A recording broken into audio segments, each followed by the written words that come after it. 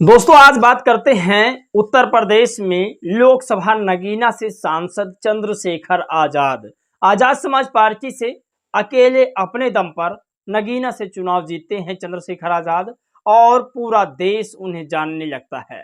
आज उन्होंने जो मनोज सिन्हा को पत्र लिखा है उसके बारे में बताएंगे। दरअसल आज जो मनोज सिन्हा जी को पत्र सांसद चंद्रशेखर आजाद ने लिखा है वो पत्र इतना वायरल हो रहा है कि हर राज्य में उस पत्र की कॉपी ऐसे पोस्ट हो रही है जैसे हवा हो। तो आज बताएंगे आखिर उस पत्र में क्या लिखा है और उस पत्र को लेकर के मुस्लिम समाज और तमाम यादव बिरादरी और भी तमाम समाज के लोग सीख रहे हैं उससे और अपने मुखिया को उसका हवाला दे रहे हैं। क्या है आखिर उस पत्र में और क्या लिखा है मनोज सिन्हा को, आज इस वीडियो में हम जानेंगे। चलिए आज की वीडियो हम शुरू करते हैं। नमस्कार दोस्तों, मैं हूं पराग और आप सभी का एक बार फिर से मैं बहुत बहुत स्वागत करता हूं। साथियों, चंद्रशेखर आजाद सुर्खियों में हैं इस समय और भी चंद्रशेखर आजाद की कुछ बातें हैं जो मैं आज आपको बताऊंगा। बहुजन समाज पार्टी को लेकर के चंद्रशेखर आजाद का एक बड़ा स्टेटमेंट आया है। पत्रकारों के सवाल पर चंद्रशेखर आजाद ने बहुजन समाज पार्टी को टारगेट कर दिया और उन्होंने सन 2006 का हवाला देते हुए काशीराम साहब को यह बताया कि वो जिस तरह से मिशन चला रहे थे उस मिशन से बहुजन समाज पार्टी भटक गई है। ये सबसे बड़ी खबर है। सन 2006 के बाद बहुजन समाज पार्टी सत्ता में रहती है और 12 तक सत्ता चलाती है। आपको बता दें, मायावती जी को चंद्रशेखर आजाद ने कहा कि वो अपने मिशन से भटक करके और बहुजन हिताय बहुजन सुखाय को सर्वजन सुखाय सर्वजन हिताय कर दिया। आज आपको बता दें, चंद्रशेखर आजाद ने कहा कि कोई भी पार्टी का नेता उनके वोटरों में सेंध नहीं लगा रहा, बल्कि उनके वोटर खुद दूसरे पार्टियों में जा रहे हैं। इसका सबसे बड़ा कारण है बहुजन समाज पार्टी के मुखिया मायावती जी। आज सबसे बड़ी खबर पर बातचीत करेंगे, लेकिन सबसे पहले खबर आपको बता दें कि चंद्रशेखर आजाद ने एक और खबर लिखी जिसे आज सब जन को सुनना चाहिए। उत्तर प्रदेश के आगरा जिला के थाना मल्लापुर के गांव मिर्जापुर में कल शाम से लापता 8 साल की दलित मासूम बच्ची का शव आज सुबह अर्धनंग अवस्था में बोरे के अंदर मिला। घटना बेहद दुखद और दंडनीय है। आगरा पुलिस मामले को संज्ञान में लेकर शीघ्र और सख्त कार्रवाई करे। Yogi Adityanath DGP UP. साथियों, यूपी डीजीपी और योगी आदित्यनाथ को भी टैग करते हुए चंद्रशेखर आजाद ने लिखा कि एक मासूम बच्ची का शव एक बोरे में मिला है। ये आगरा के लिए नहीं, पूरे देश के लिए शर्मनाक वाली बात है। उत्तर प्रदेश में लगातार दलितों पर अत्याचार हो रहा है। एक आध मामला कहीं पर अगर गैर दलित पर हो जाता है तो वो इतना चर्चाओं में आ जाता है कि मानो सारा दुख अब इन्हीं पर फाट पड़ा हो। वैसे किसी पर दुख ना फाट पड़े, लेकिन दलितों को कठपुतली भी ना समझा जाए, उन्हें अपने इशारों पर नचाया जाए, उन्हें अपने जब चाहे जब मार दिया जाए, ऐसा भी ना किया जाए। माननीय योगी जी इस मामले को और माननीय यूपी डीजीपी साहब इस मामले को संज्ञान में लेते हुए उचित कार्रवाई करें। ये मेरी भी प्राथमिकता है कि मैं कहूं और चंद्रशेखर ने इसे कहा, वो सबसे बेहतर बात है। साथियों, अब आपको बता दें, चंद्रशेखर आजाद ने मनोज सिन्हा जी को एक पत्र लिखा है।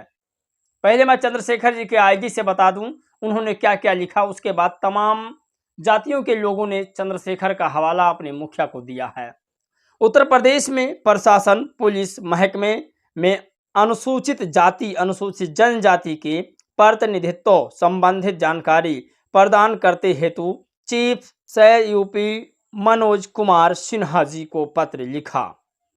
तो माननीय मनोज कुमार सिन्हा जी को यह पत्र जब लिखा गया है, यहाँ पर पत्र शो हो रहा है।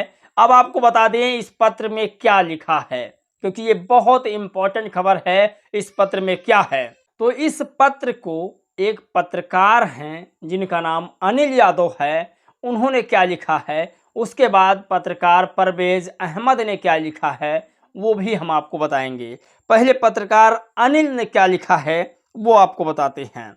अनिल यादव का लिखना है कि नगीना के सांसद चंद्रशेखर ने यूपी के चीफ सेक्रेटरी को खत लिखा, पूछा है कि यूपी में SC/ST समाज के कितने अपर मुख्य सचिव को विभागों में तैनाती दी गई है?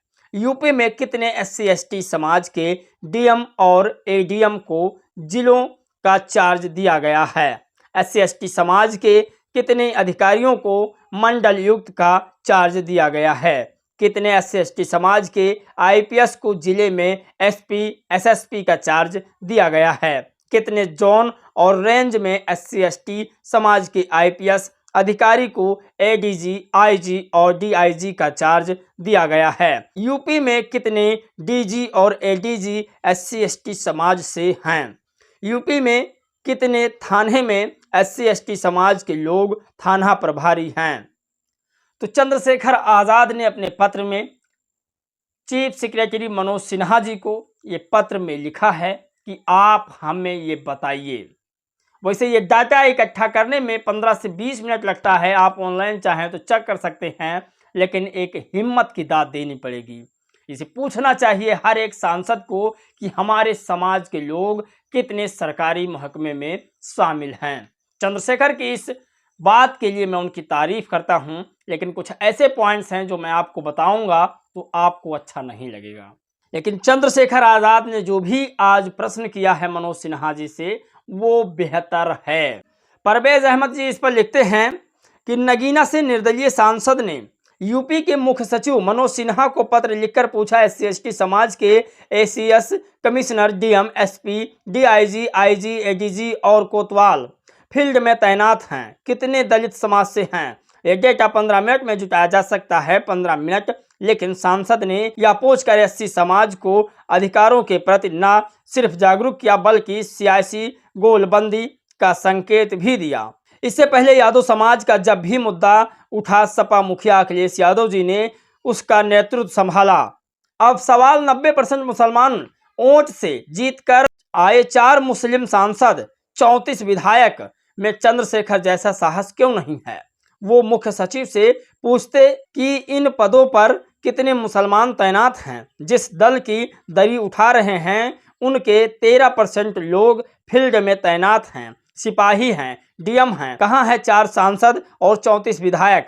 अगर ये सवाल नहीं उठा सकते तो फिर उपचुनाव में मतदान से दूरी बनाकर जवाब देने का आसान तरीका है।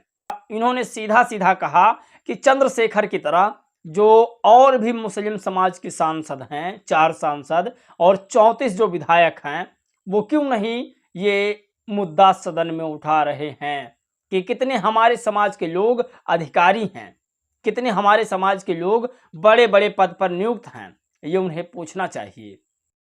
अब चंद्रशेखर आजाद जी ने कल आवाज इंडिया को एक मैसेज दिया है, एक बाइट दिया है। उस बाइट में उन्होंने क्या कहा है, पहले आप वीडियो सुनिए। डाउन जाता है तो आवाज इंडिया में काम करने वालों की जिम्मेदारी है। अगर ASP डाउन जाती है तो चंद्रशेखर आजाद की जिम्मेदारी है, उसमें काम करने वाले लोगों की जिम्मेदारी। भीम आर्मी अगर फेल होती है तो भीम आर्मी के लीडरों की जिम्मेदारी है, अगर BSP फेल होती है उनके लीडरों की जिम्मेदारी है। बिल्कुल बिल्कुल। आप ताला लगा के घुसने दोगे और कहोगे कि हमारा घर इन्होंने कमजोर कर, कोई किसी को कमजोर नहीं करता। आपने साल पहले आपने विचारधारा छोड़ी, ऐसा क्या हुआ कि 2006 में काशीराम साहब के जाते आपने 2 महीने में विचारधारा छोड़ के बहुजन से सर्जन कर दिया और हाथी नहीं गणेश कर दिया। समाज अपने नेता भरोसा करता, लेकिन समाज गूंगा बहरा नहीं है। चंद्रशेखर जी ने कहा कि अगर कोई बहुजन समाज पार्टी का वोट ले रहा है तो ये नहीं है कि वो बहुजन समाज पार्टी के वोटरों में सेंध लगा रहा है, बल्कि गलती मुखिया की है जिन्होंने अपने वोट को संभाल ना सकी। ये मायावती जी पर चंद्रशेखर का बड़ा इल्जाम है। आपको बता दें, उन्होंने कहा कि ये विचारधारा की लड़ाई है। लोग कब तक अपने नेता पर आंख मूंद कर विश्वास करेंगे?